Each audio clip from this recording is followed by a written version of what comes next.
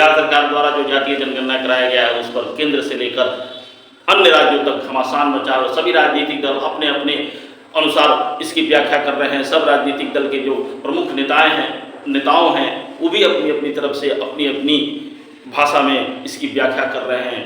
मैं आज इस पर एक आपसे कविता शेयर करने जा रहा हूँ। इससे ज़्यादा से ज़्यादा शेयर करें, लाइक करें और पसंद आए तो सब्सक्राइब करें। ओके।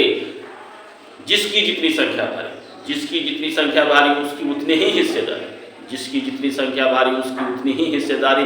राजनीति के विषाद पर अब आ गई वोटों की बारी, राजनीति के विषाद पर अब आ गई वोटों की बारी।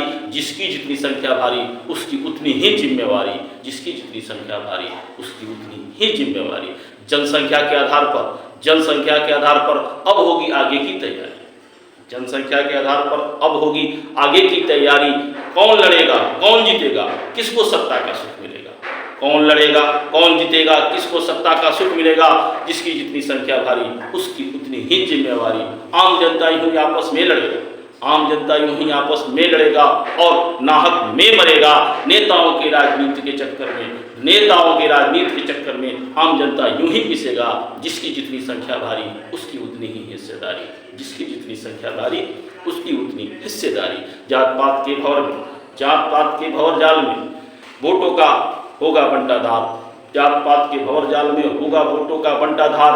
राजनीति के विषाद पर, राजनीति के विषाद पर अब न होगा विकास का बाद, राजनीति के विषाद पर अब न होगा विकास का बाद। जिसकी जितनी संख्या भारी उसकी उतनी ही हिस्सेदारी, जिसकी जितनी संख्या भारी उसकी उतनी ही जिम्मेवारी।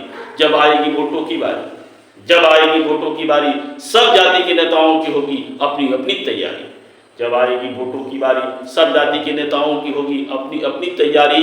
जोड़ तोड़कर हर जाति से, जोड़ तोड़कर हर जाति से नोट के बदले वोट लेने की बारी। अब आ गई वोटों की बारी, जिसकी जितनी संख्या भारी उसकी उतनी ही तैयारी, जिसकी जितनी संख्या भारी उसकी उतनी जिम्मेवारी, जिसकी जितनी संख्या भारी उसकी उतनी हिस्सेदारी। ओके।